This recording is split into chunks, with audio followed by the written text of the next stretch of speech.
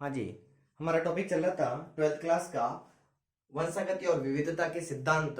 और इस टॉपिक में लास्ट क्लासों में हमने इस चैप्टर की महत्वपूर्ण शब्दावली पढ़ ली थी। आज की क्लास में हम पढ़ेंगे कि मेंडल ने जो आनुवांशिकी से संबंधित नियम दिए थे वो नियम कौन कौन से थे और वो नियम क्या बताते हैं आपको। तो आइए आज की क्लास शुरू करते हैं जिसमें हम पढ़ते हैं मेंडल के नियम।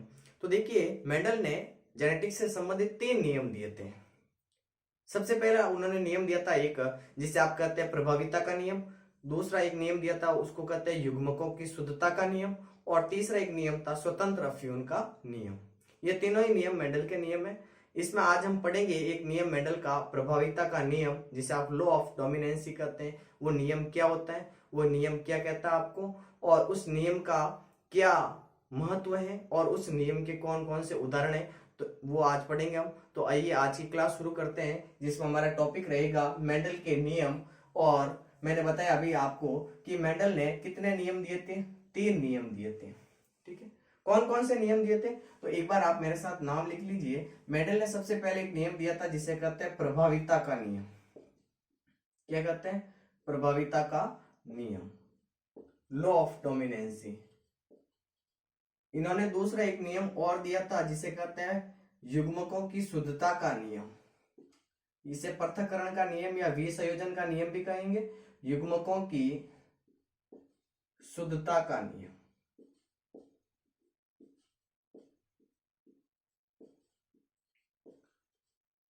इसके अलावा मेंडल ने एक तीसरा नियम और दिया था जिसे कहते हैं स्वतंत्र अफ्यून का नियम। स्वतंत्र अपव्यूहन का नियम।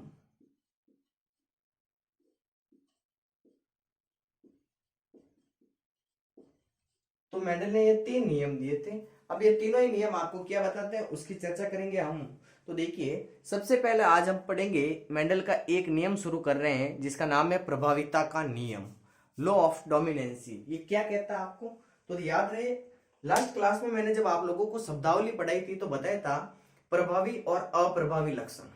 प्रभावी और अप्रभावी लक्षण में मैंने आप लोगों को क्या बताया था कि वे लक्षण या ऐसे लक्षण जो अपने आप को प्रकट करे या अपने आप को अभिव्यक्त करे F1PD में, तो उसे तो कहेंगे आप प्रभावी लक्षण।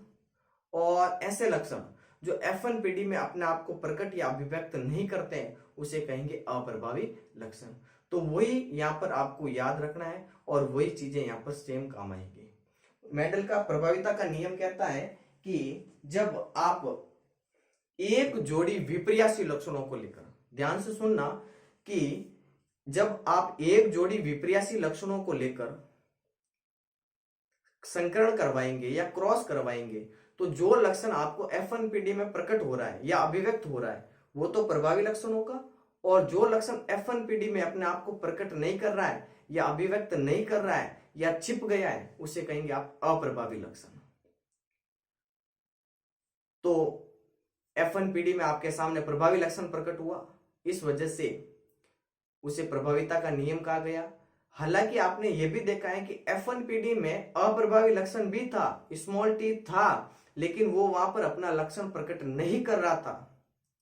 वो लक्षण प्रकट कहां करेगा? इसके बाद की पीढ़ियों में, F2 में या फिर F3 में। तो यही है प्रभाविता का नियम। प्रभाविता का नियम क्या है? तो जब एक जोड़ी विपर्यासी लक्षणों वाले शुद्ध माता और पिता को लेकर आप संकरण करवाते हो तो जो लक्षण अपने आप को F1PD में अभिव्यक्त कर रहा है उसे प्रभावी कहेंगे, और जो लक्षण F1PD में अपने आप को प्रकट नहीं कर रहा है या अभिव्यक्त नहीं कर रहा है या छिप गया है उसे आप अप्रभावी लक्षण कहेंगे। अतः F1PD में सिर्फ एक ही लक्षण प्रकट होता है जिसे आप प्रभावी लक्षण कहते हैं। हालांकि अप्रभावी लक्षण उपस्थित अवश्य रहता है लेकिन वो अपना प्रभाव नहीं दिखाता है, वो अपना प्रभाव आगे की पीढ़ियों में दिखाता है। इसे ही प्रभाविता का नियम कहते हैं। तो लिखिए, आपके सामने है नियम प्रभाविता का नियम, जिसे आप इंग्लिश में लॉ ऑफ डोमिनेंसी कहते हैं। ये नियम क्या है तो देखो, पहले थोड़ी तो आपको याद करनी ही पड़ेगी, फिर इसको एग्जाम्पल से समझने का प्रयास भी करेंगे। तो मेंडल ने नियम दिए थे 3, और उन तीनों नियमों में से आज हम पढ़ रहे हैं प्रभाविता का नियम। क्या कहता है तो मैंने अभी आपके सामने नियम बताया है, उस नियम को नोट करते हैं पहले। प्रभाविता का नियम, सबसे पहले मैं आपको बता दूं कि आपने एक संकर संकरण और द्विसंकर संकरण नाम पढ़े होंगे, और मैंने पढ़ाया भी था। अगर आपने पिछली क्लास देखी है तो इजीली समझ में आएगा। तो ये जो नियम है प्रभाविता का नियम, ये एक संकर संकरण पर आधारित होता है। किस पर आधारित होता है? एक संकर संकरण पर। मतलब ये जो मेंडल ने नियम दिया था ये मोनोहाइब्रिड क्रॉस पर निर्भर है। तो ये जो मेंडल का नियम है ये एक संकर संकरण पर आधारित है। पहला बिंदु आपको ये लिखना है, मोनोहाइब्रिड क्रॉस एक संकर संकरण पर आधारित है, पर आधारित है। अब ये नियम क्या कहते हैं? तो मैंने अभी बताया आपको कि जब एक जोड़ी, मेरे साथ नोट कीजिए आप,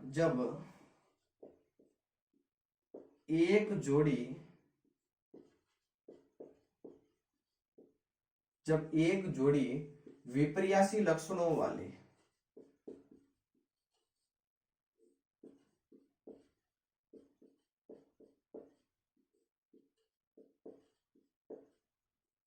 शुद्ध माता व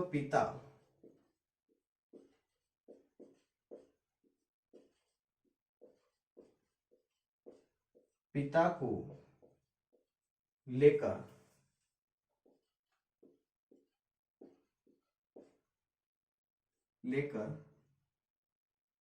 संकरण करवाया जाता है, संकरण करवाया जाता है, तो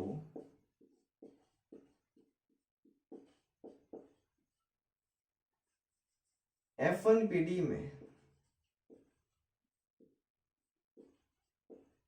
जो लक्षण प्रकट होते हैं,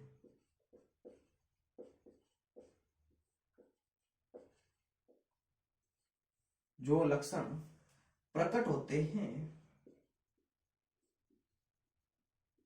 या अपने आप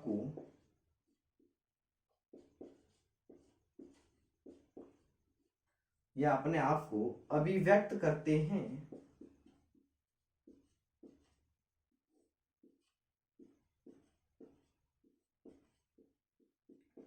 प्रभावी कहलाते हैं, डोमिनेंट कहलाते हैं,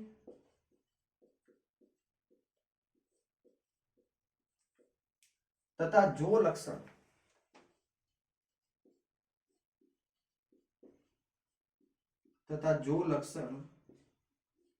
F1PD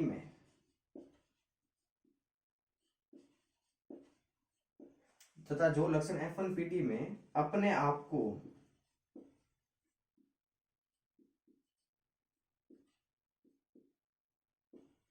अभिव्यक्त नहीं कर पाते हैं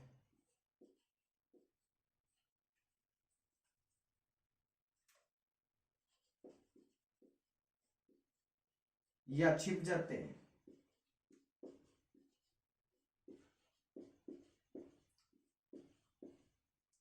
अप्रभावी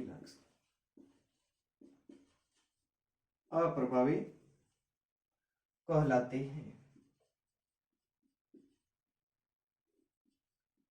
अतः F1PD में एक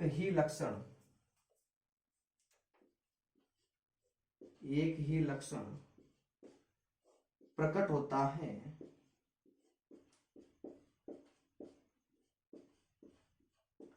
जिसे प्रभावी करते हैं, जिसे क्या करते हैं? प्रभावी करते हैं।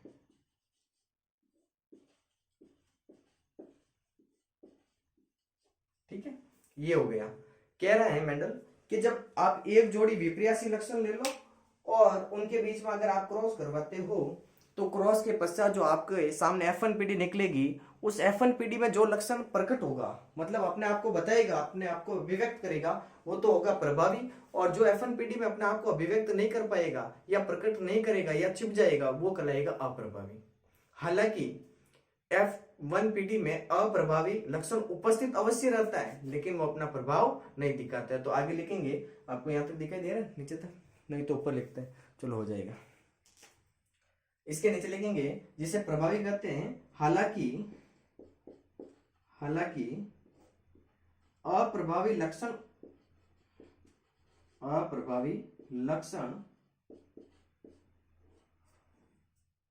उपस्थित अवश्य रहता है।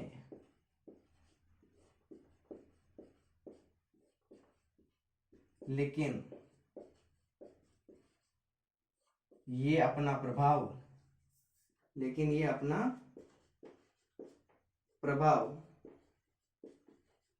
अगली पीढ़ी में बताता है। कब बताएगा? F2PD में। कैसे? अभी आपके सामने क्रॉस करवा के बताते हैं। अपना प्रभाव अगली पीढ़ी में बताता है। तो ये हो गया आपके सामने प्रभाविता का नियम। अब हम एक एग्जाम्पल लेते हैं और उस एग्जाम्पल से इसको समझने का प्रयास करते हैं। तो एक बार आप यहाँ पर उतार लीजिए या फिर इसका स्क्रीनशॉट ले लीजिए, फिर आगे चलते हैं।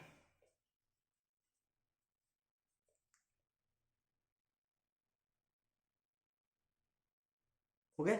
अब देखिए, हम इस नियम को एक एग्जाम्पल से समझने का प्रयास कर रहे हैं। तो आपके सामने मैंने जब एक संकर संकरण पढ़ाया था तब भी बताया था कि जो ये मेंडल का प्रभाविता का नियम है ये एक संकर संकरण पर आधारित है। तो वहां पर मैंने क्रॉस करवाया था पादप की ऊंचाई वाले लक्षण को लेकर, और एक लंबा पादप लिया, एक बोना पादप लिया, क्रॉस करवाया। F1PD में सारे पादप लंबे निकले थे। वही वाला क्रॉस आपको वापस रिपीट करना है, क्योंकि वही प्रभाविता के नियम के ऊपर काम करता है, क्योंकि यह नियम एक संकर संकरण पर आधारित है। तो देखिए, आपके सामने एक एग्जांपल है कि एक पादप है आपके सामने कैपिटल टी, जो कि कैसा होता है? लंबा पादप होता है। इस पादप का क्रॉस आपको स्मॉल टी पादप को लेकर करवाना है। स्मॉल टी कैसा पादप होता है? तो बोना पादप होता है। ठीक है, ये पेरेंट्स हो गए तो पी लिख लिया, या हिंदी में लिखना चाहो तो जनक लिख लिया। अब आपको पता है कि युग्मक बढ़ेंगे इनसे, तो युग्मक हमेशा आधे आधे होते हैं। तो यहां से कैपिटल टी और यहां से स्मॉल टी निकल गया। ये क्या बन गया आपके सामने? ये गैमेट बन गए। हिंदी में इसको आप कहेंगे युग्मक। तो यहां पर लिख लिया आपने युग्मक। इससे आपके सामने निकली F1PD। ठीक है, F1PD हो गई ये वाली। ठीक है, इसमें आपके सामने सभी पादप कैसे निकले? लंबे, सभी पादप लंबे। तो प्रभाविता का नियम यही तो कहता है कि जो इसमें प्रकट हो रहा है, जो इसमें अपने आप को दिखा रहा है, प्रकट कर रहा है, लक्षण बता रहा है, वो सिर्फ बड़ा टी है। छोटा टी है तो है, छोटा टी इसके साथ है, लेकिन अपने लक्षण नहीं दिखा रहा है। इस वजह से सारे पादप कैसे हैं? लंबे। इसे ही तो कहते हैं प्रभाविता का नियम, कि आपने एक लंबा पादप और एक बोना पादप लिया, इन दोनों को लेकर क्रॉस करवाया, इनसे F1PD निकाली। इस F1PD में सिर्फ लंबा प्रकट हो रहा है, लंबेपन का लक्षण प्रकट हो रहा है। बोनेपन का जो लक्षण है वो उपस्थित है, इसके पास में ही है F1PD में, लेकिन अपने लक्षण को प्रकट नहीं कर रहा है। लेकिन जो प्रकट कर रहा है वो क्या है? प्रभावी। जो प्रकट नहीं कर रहा है वो क्या है? अप्रभावी। तो यही तो है मेंडल का प्रभाविता का नियम। फिर उन्होंने कहा कि जो ये अप्रभावी है स्मॉल टी, ये अपने लक्षण तो बताएगा, लेकिन इसके बाद जो आप पीढ़ियां निकालोगे उसमें बताएगा। कैसे? तो आपने देखा कि F1PD का जब आप स्वपरागण करवाओगे, सेल्फ पॉलिनेशन करवाओगे, तो आपके सामने F2PD निकलेगी। कैसे? तो देखिए, ये कैपिटल टी स्मॉल टी लिखा मैंने, सारणी बनाई, सबको पता है सारणी क्या होती है? Checker board. ठीक है, नर के लिए ऐसा चिन्ह, मादा के लिए ऐसा चिन्ह। इसका क्रॉस इसके साथ कराए तो बड़ा टी, इसका क्रॉस इसके साथ कराए तो बड़ा टी, छोटा टी, इसका क्रॉस इसके साथ करवाए तो बड़ा टी, छोटा टी, इसका क्रॉस इसके साथ करवाए तो छोटा टी। देख लो यहाँ पर अपने लक्षण प्रकट कर रहा है बोना पादप, जबकि यहाँ पर कैसा था? सिर्फ और सिर्फ लंबे पादप प्रकट हो रहे थे, यहाँ पर बोने प्रकट भी हुए। लक्षण प्रारूप में आपने लिखा कि 3:1 इसका फिनोटाइप रेशियो होता है। लक्षण प्रारूप जीनोटाइप रेशियो निकलता है इसका 1:2:1 जीनोटाइप, जीन प्रारूप। तो यही तो है प्रभाविता का नियम। प्रभाविता का नियम यही कह रहा है कि जो इसमें दिख रहा है F1 में जो दिख रहा है वो क्या है? बड़ा टी, ये प्रभावी है। और स्मॉल टी है लेकिन प्रकट नहीं हो रहा है, बता नहीं रहा अपने आप को, वो क्या है? अप्रभावी। लेकिन ये अपना प्रभाव तो बताएगा ही बताएगा। कहाँ बताएगा? इस F2PD में, या इसके बाद जो भी आप पीढ़ी निकालोगे उसमें अपने लक्षण को प्रकट करेगा। ठीक है, तो ये है प्रभाविता का नियम। ठीक है, यहां तक नोट कीजिए। फिर आगे चलते हैं, प्रभाविता के नियम के आप उदाहरण देखेंगे। हो गए?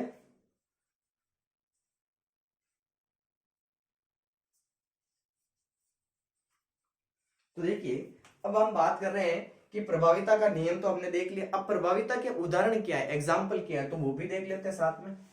प्रभाविता के उदाहरण, फिर हम देखेंगे प्रभाविता का जो नियम है इसका क्या इंपोर्टेंस है, क्या महत्व है, वो भी देख लेते हैं। ठीक है, तो देखिए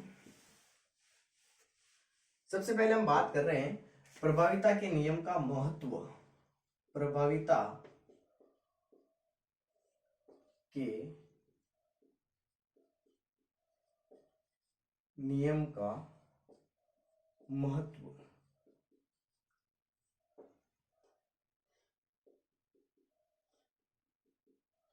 हेडिंग लगा लिया। चलो पहला देखते हैं, पहला महत्व क्या है। तो देखिए प्रभाविता के नियम का पहला महत्व आता है कि जो मनुष्य है उसमें काली आंख का जो रंग है वो नीली आंख पर प्रभावी होता है। पहले मैं एक बार लिख लूं, मनुष्य में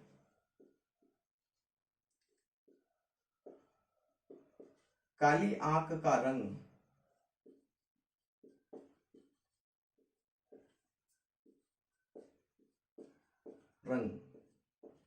नीली आंख पर प्रभावी होता है।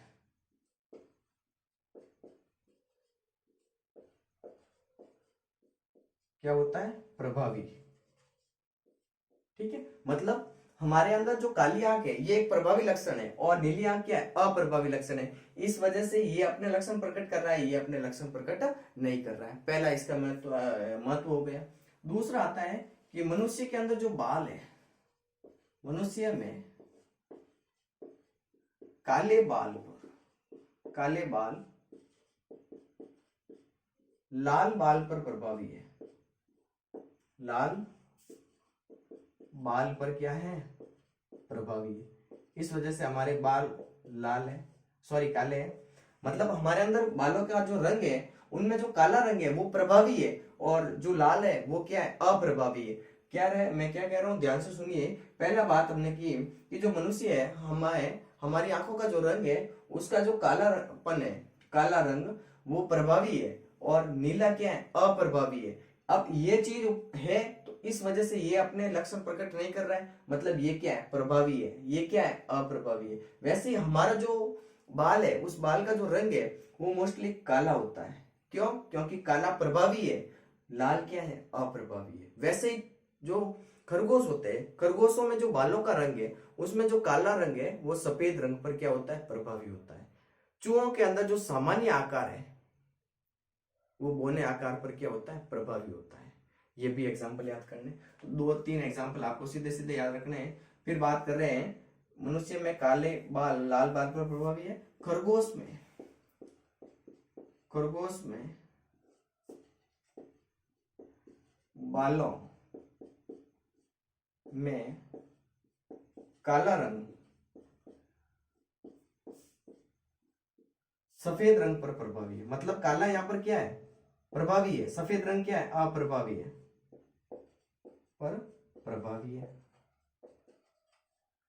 एक एग्जांपल और है आपके सामने, जैसे चूहों का सामान्य आकार है, उंदरे रैट, चूहों का सामान्य आकार, नॉर्मल आकार, चूहों का सामान्य आकार जो नॉर्मल उनका आकार होता है, सामान्य आकार बौनेपन पर प्रभावी होता है या बौने आकार पर प्रभावी होता है। तो ये है प्रभाविता के नियम का महत्व। ठीक है, दो महत्व हमारे अंदर बात कर ली कि हमारे अंदर जो काला आंख का रंग है वो प्रभावी होता है, किस पर, नीली आंख पर। हमारे जो बालों का काला रंग है वो लाल रंग पर क्या है, प्रभावी है। इस वजह से काले बाल अपने लक्षण प्रकट कर रहे हैं। खरगोश में जो बालों का रंग है वो काला रंग किस पर प्रभावी है, सफेद पर प्रभावी है। चूहों का जो नॉर्मल आकार है वो बौने आकार पर क्या है, प्रभावी है। इसलिए सारे चूहे सामान्य आकार के हो रहे हैं। तो ये हो गया आपके सामने प्रभाविता के नियम का महत्व। चले आगे। चलो यहां तक नोट कर लिया होगा आपने। अब हम बात करना चाहेंगे कि जो प्रभाविता का नियम है इसका क्या महत्व है, क्या इसका, सॉरी, प्रभाविता के नियम के ये तो उदाहरण थे, प्रभाविता के नियम के क्या थे, ये एग्जाम्पल थे। यहां पर थोड़ा सुधार कीजिए कि उदाहरण, ये तो एग्जाम्पल है। अब हम महत्व की बात करेंगे, इसके इंपोर्टेंस की, तो वो क्या होता है। तो देखिए हमारे अंदर बहुत सारे हानिकारक अप्रभावी जीन होते हैं। और वो हानिकारक अप्रभावी जीन प्रभावी जीनों के कारण अपना प्रभाव नहीं बता पाते और हमें उन हानिकारक प्रभावों से बचाने का काम करते हैं। जैसे हमारे अंदर डायबिटीज हो गया, जड़ हो गई, बुद्धिमत्ता हो गई, इनके जो रोग होते हैं, इनके जो जीन होते हैं, ये अप्रभावी होते हैं और प्रभावी की वजह से ये अपना लक्षण प्रकट नहीं कर पाते हैं और हम स्वस्थ रहते हैं। वैसे इस नियम का उपयोग करके आप कृषि उत्पादन बढ़ा सकते हो, दुग्ध उत्पादन बढ़ा सकते हो। तो ये सारे प्रभाविता के नियम के क्या है, महत्व है। तो नेक्स्ट छोटा सा बिंदु है, प्रभाविता के नियम का महत्व क्या होता है, तो वो भी आप नोट कीजिए। आप हेडिंग लगाएंगे नेक्स्ट, प्रभाविता के नियम का महत्व।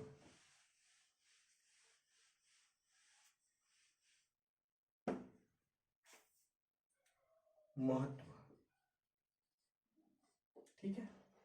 महत्व की बात करें तो सबसे पहले हमने देखा कि हमारे अंदर बहुत सारे हानिकारक अप्रभावी जीन होते हैं और उनके कारण हमारे अंदर विभिन्न प्रकार के रोग हो सकते हैं, लेकिन उन प्रभावी जीनों के कारण वो हानिकारक अप्रभावी जीन होते हैं, वो अपना लक्षण प्रकट नहीं कर पाते और हम रोगों से स्वस्थ रहते हैं। दूसरा कि मनुष्य के अंदर जो जैसे मधुमेह रोग हो गया, मधुमेह हो गया, जड़ हो गई, बुद्धिमत्ता हो गई, इनके जो जीन होते हैं या इनके जो कारक होते हैं वो अप्रभावी होते हैं और प्रभावी की वजह से ये अपना क्या करते हैं, लक्षण प्रकट नहीं कर पाते हैं। फिर बात आती है कि इसके द्वारा आप कृषि उत्पादन बढ़ा सकते हो, एग्रीकल्चर कृषि उत्पादन बढ़ा सकते हो। फिर इस नियम से आप दुग्ध उत्पादन बढ़ा सकते हो। ये सारे इसके महत्व हो गए, ठीक है। तो देखिए आज की क्लास में हमने मेंडल के जो नियम थे उन नियमों में से एक नियम पढ़ा था जिसका नाम है प्रभाविता का नियम, लॉ ऑफ डोमिनेंसी। क्या कहता है कि जब एक जोड़ी विपरीयासी लक्षणों वाले शुद्ध माता और पिता को लेकर आप क्रॉस करवाते हो तो F1PD में जो लक्षण प्रकट हो रहे हैं वो प्रभावी है और जो F1PD में अपने आप को प्रकट नहीं कर रहे हैं वो अप्रभावी है। F1 में सिर्फ प्रभावी लक्षण प्रकट हो रहे हैं, हालांकि अप्रभावी लक्षण उपस्थित जरूर था लेकिन अपना लक्षण प्रकट नहीं कर पाया, वो आगे F2PD या F3PD में अपना लक्षण प्रकट करेगा। यह तो है प्रभाविता का नियम। फिर हमने बात की कि प्रभाविता के उदाहरण क्या है, तो मनुष्य के अंदर जो आंखों का काला रंग है वो नीले रंग पर प्रभावी है, इस वजह से हमारी आंखें काली है क्योंकि काला एक प्रभावी लक्षण है, नीला एक अप्रभावी लक्षण है। हमारे जो बालों का रंग है वो काला है, वो प्रभावी लक्षण है और लाल पर क्या है, प्रभावी है, लाल अप्रभावी है, काला प्रभावी है, इस वजह से काला अपने लक्षण प्रकट कर रहा है, लाल अपने लक्षण प्रकट नहीं कर रहा है। खरगोश में बालों का जो काला रंग है वो सफेद रंग पर प्रभावी है। फिर बात करें तो चूहों का जो सामान्य आकार है वो बौने आकार पर प्रभावी है। फिर हमने बात की कि इसका महत्व क्या है, तो महत्व यही है आपके सामने कि हमारे अंदर मधुमेह हो गया, डायबिटीज है, जड़ है, बुद्धिमत्ता है, इनके जो जीन होते हैं वो अप्रभावी होते हैं और प्रभावी की वजह से अपने लक्षण प्रकट नहीं कर पाते और हम इन रोगों से स्वस्थ रहते हैं। इसके द्वारा आप कृषि उत्पादन बढ़ा सकते हो, दुग्ध उत्पादन बढ़ा सकते हो। धन्यवाद आज की क्लास के लिए जिसमें हमने पढ़ा प्रभाविता का नियम। नेक्स्ट क्लास में हम पढ़ेंगे युग्मकों की शुद्धता का नियम या पृथक्करण का नियम या इसे आप कहते हैं विसंयोजन का नियम क्या होता है, इसका क्या महत्व होता है। चलो अगली क्लास में मिलते हैं, तब तक के लिए बाय बाय, शुक्रिया।